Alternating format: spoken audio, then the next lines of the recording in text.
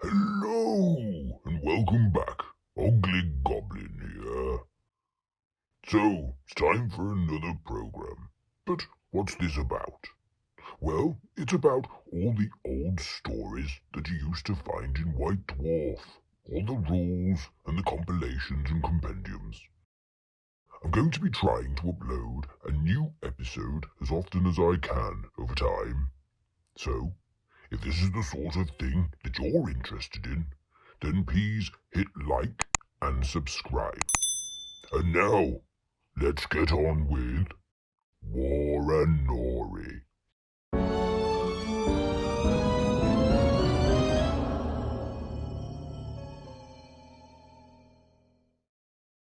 This story is from the second edition Warhammer 40,000 War Gear Rulebook, published in 1993.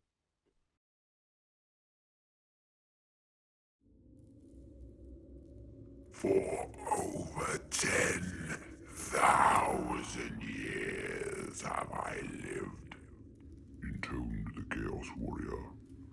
For over 100 centuries have I fought the Long War. 88 million hours cannot contain my hatred. For over a day now, the Space Hulk Reaver of Souls had held its orbit over the doomed planet. Brother Captain Carlson studied the world, visible through the huge art of the stained glass window. It glittered like a jewel in the blackness of space. Its greenness mocked him. Down there, people went about their daily business. They lived their lives, secure in the knowledge that their emperor and his mighty legions protected them. Carlson laughed, his hollow laugh. It bubbled horribly from his ruined throat. Today, that ended. Their stupid, ordered lives were over. They were insects, dwelling in an insect's nest. They lived insect lives and never understood the true nature of the universe. A place of predators who preyed on body and soul. The fold down there was sheep. Let the sheep look up, thought Carlson. Let them know the wolves are about to descend on the fold. Let them pray to their senile god and know that he cannot save them. Their world will burn, he swore. They will pray for death. Their weapons will not save them. Their armies will not protect them. Their pitiful faith will not shield them. They will die, and their souls will be consigned screaming to the warp. This I swear by the honor of my chapter and all the powers of chaos. But for now, let them wait, for I must celebrate the Dark Communion. He looked down at the throne in which he rested. The ancient brass was molded in the shape of a mythical beast of old Earth. Life support tubes connected it to the rebreathers of his ancient armor. The 10,000-year-old runes flickered and glowed in the chill darkness, sending out messages that only a few now living could read and fully understand. Carlson studied the walls of his ancient chamber with his baleful red glare, noting as if for the first time the gargoyles that guarded each doorway and sign of the Eye of Horus that enclosed the stained glass window. He noticed the cracked and flaking tiles that covered the ceramite floor, and recalled that once they had contained a mosaic depicting the attack on the Emperor's palace during the long-ago battle for Earth. The picture was long gone, worn away by 1,000,000 footfalls down the long centuries. Carlson lashed the metal tentacles that replaced his left hand and reflexively worked the action of the bolter fused to the stump of his right wrist. There were times he felt like this Space Hulk, like a strange mix of random bits, hastily and crudely connected to an ancient central core. He knew the Space Hulk was a jumble of the flotsam and jetsam of interstellar space that had been sucked through the warp to the demon worlds, had drifted for centuries till it had been integrated into this vast vessel. Whatever shape the Hulk had originally possessed was long gone. He was like that. A millennia of mutation, of gifts from his patron Chaos Power, had cost him his original shape. No longer he was a tall, powerful space marine garbed in ceramite armor. Now he was an inhuman thing, a patchwork of many strange pieces. Only the original body shape and the mind was still Carlson's, and sometimes he was not even sure of that. Could any mind remain intact after 10,000 years? Would it not splinter under the impact of all that accumulated experience? Would not the years bring madness? Instinctively, Carlson knew that he had gone mad many times. There had been centuries when he had gibbered insanely. Years when he had reiterated a single crazed chant.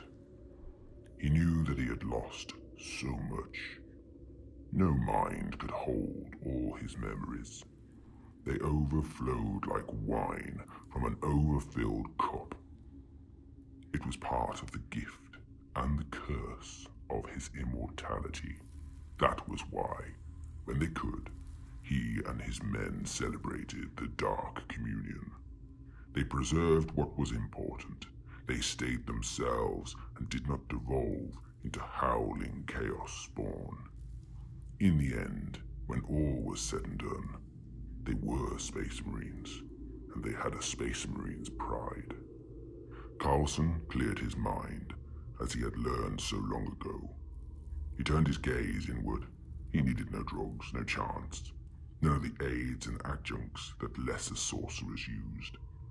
He had 10 millennia of practice, and his powers were strong. He envisaged a vast cavern, the walls of which were lined with pigeonholes. In each pigeonhole was a glowing gem. Each glowing gem was a memory, one that he had chosen to preserve. It would remain in this protected space, within his mind, for as long as he would live. Carlson had achieved the first level of the ritual. Now he reviewed last year, winnowing his memories for deeds he wished to preserve. Was there anything worth keeping, worth preserving from time's slow erosion? That battle in Cadaver, perhaps, where they had aided those pitiful rebels against their imperial masters, and when he had killed that blood angel in the desecrated rubble of the shrine of the Emperor's Ascension. Oh yes, he thought, recalling the moment with satisfaction. That was worth preserving. He visualized the scene clearly, the blood angel crawling from the ruins, his armor all pitted and cracked. Nearby lay the huge skull of a destroyed warhound titan. In the distance loomed the skeletal remains of Cadaver's skyscraped towers. He had the moment perfectly. He could taste the dry, burned Tate in the air, feel the kick of his bolter, hear the groans of the wounded, smell the stink of molten metal, sense the departure of the Blood Angel's soul. He fixed the memory, reduced it to something hard and bright and pure, then left it in its assigned place. There was nothing else he wanted to preserve. Now came the next stage. He examined his memories. Now he exulted in who he was and how he came to be. He reached for the gems of memory, and they came to him one by one. He was on Prospero, homeworld of his order. From the balcony of his tower, he could see the mile-high spire where dwelled Magnus, Primarch of his order. The air of the city crackled with hundreds of potent enchantments. His spellbook floated in front of him. He knew that Magnus had been right to defy the Emperor's interdict against the study of magic. It was so fascinating, and they'd learned so much. Soon they would use their spells to smite the Emperor's enemies, and the ruler of mankind would be forced to see the error of his ways. I was a fool then, thought Carlson.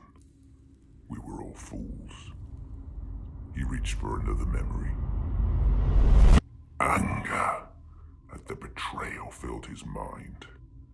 The Emperor had declared them heretics, outcasts. Their knowledge was deemed forbidden.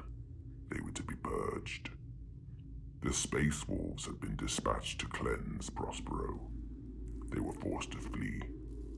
In that moment, Carlson realized that the Emperor was a fool and all his followers were dupes. He was jealous of any power he did not understand. Perhaps he feared a potential rival. Whatever his reasons, it didn't matter.